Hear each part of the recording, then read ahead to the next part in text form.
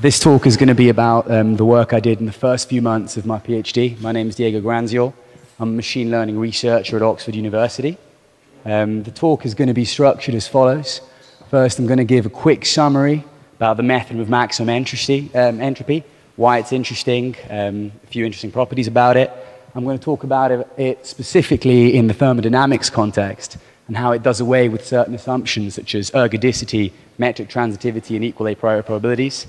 And I'm going to investigate the origin of the mean value constraints in maximum entropy. I'm going to do this with two methods. One is going to be using the seminal result by Emmy Noether in classical field theory and the quantum field theory equivalent, the Ward identities. And then I'm going to derive the same result using independence and the central limit theorem and try and kind of unify that, some thoughts on it. And then I'm going to show how, can you guys all hear me, by the way? Right.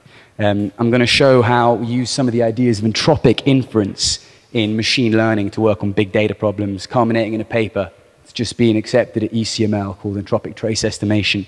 And then I'll conclude with some kind of current and future work. So the method of maximum entropy is a way of generating the least biased possible density estimate given information in the form of constraints.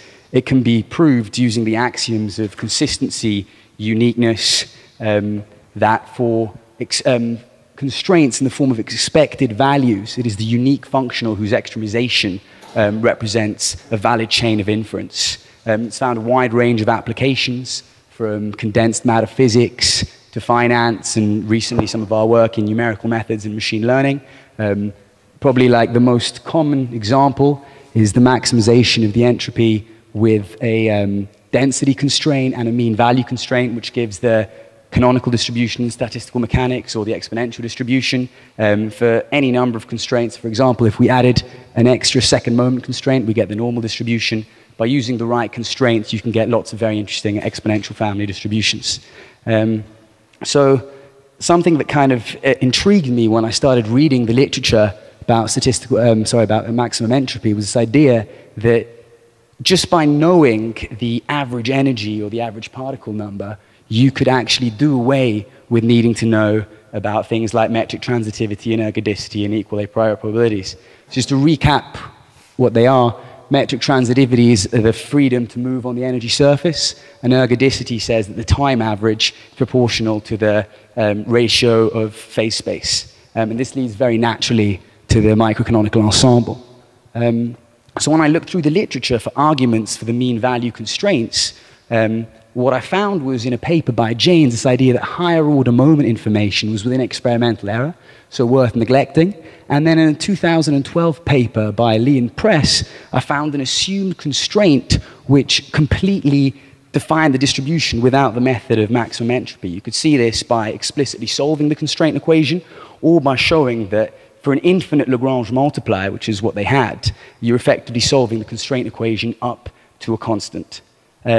Then in that same paper, they derived the canonical distribution by using the equation 6 above, which usually comes from independence arguments, which again completely constrains the distribution to be of the exponential form. You can see this in a quite powerful argument by Landau and Lifshitz that says that by Leville's theorem, the density, which is time invariant, must be a combination of the integrals of motion, energy, and the three components of linear and angular momentum.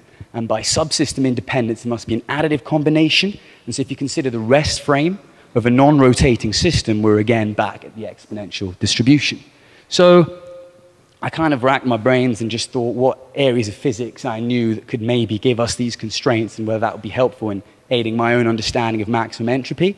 And I started off with Noether's theorem. This might not be particularly familiar to many of you who haven't done physics, but the idea essentially is that we can relate symmetries to conserved quantities. Essentially, to get the equations of motion, we maximize the action, which is the integral of the Lagrangian. So for a differential change in the Lagrangian for constant boundary conditions, we get an extra constant term, which is irrelevant. So using this idea, we have a conserved current, which in the case of an infinitesimal space-time translation gives us a conserved energy and three components of momentum. Applying this to the method of maximum entropy, we get the micro-canonical ensemble. Now, the question was, so how can I use this idea to get myself the mean energy constraint that I need by the method of maximum entropy to derive the canonical ensemble?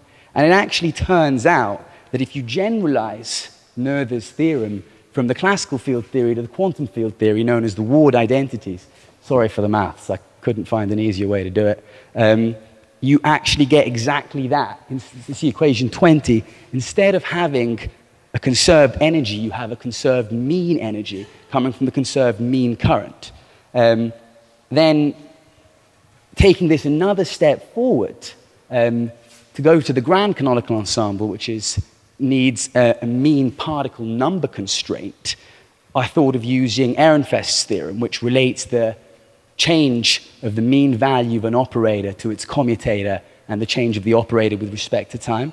And I just used a very simple, boring scalar free field Lagrangian and writing the fields and the conjugate momenta in terms of the creation and annihilation operators. This gave me exactly that, which was a conserved mean particle number. The interesting thing about this idea, which is kind of relating symmetries to constraints, and hopefully the idea in time would be from looking at distributions, we could maybe infer constraints and do inference in that way, is that in the case of a complex Lagrangian, which is interactive, there is actually also, by maximum entropy and the Ward identities, an exponential distribution over a different conserved quantum number. So at this point, I kind of thought to myself, is there an equivalence or a similarity between the ensemble derivations, the work of Lee and Press, and the free field theory? You know, could independence be the unifier? Could I maybe even justify independence from a maximum entropy perspective?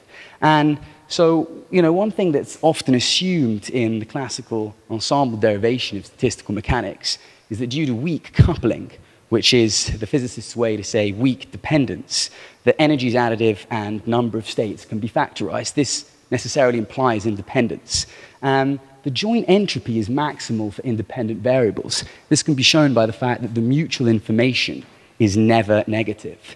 So kind of in using this idea of staying maximally entropic, if you write the system entropy as a sum of individual particle entropies, and then using the Bell polynomials, rewrite the moment condition. So here I've got defined the distribution in terms of infinite moment constraints, which I'll get to later. And using the central limit theorem and the thermodynamic limit, which is the large particle number limit, we actually derive the mean value constraints as required.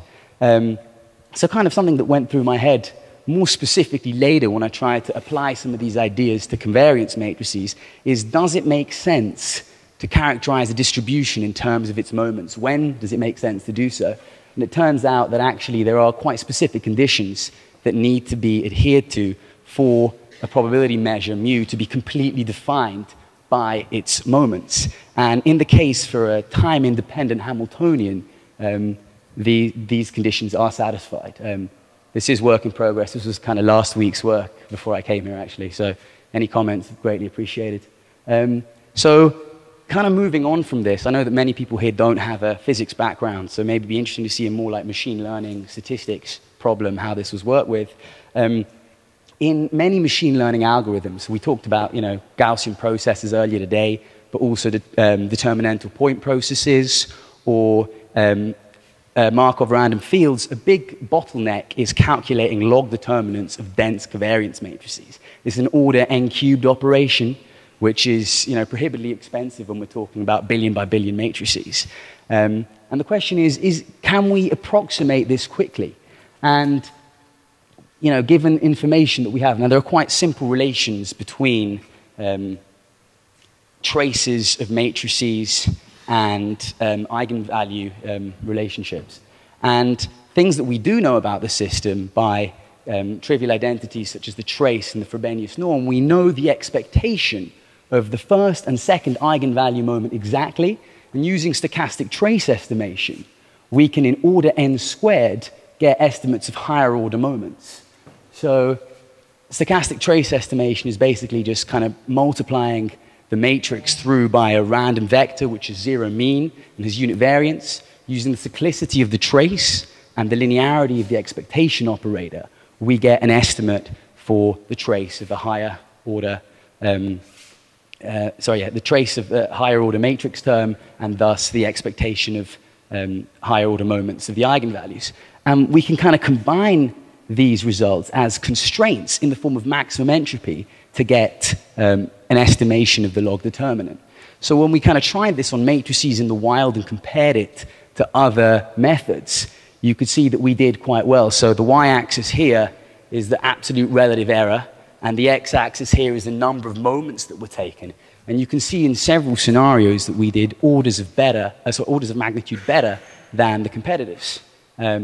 And so this is another kind of table of like well-known matrices that are compared for numerical methods on this. And you can see that the MaxEnt approach, was top 4 out of 6 times. And in the cases where we weren't top, we were often very close behind. So that's kind of what I've come to talk about today. Talk a little bit about future work.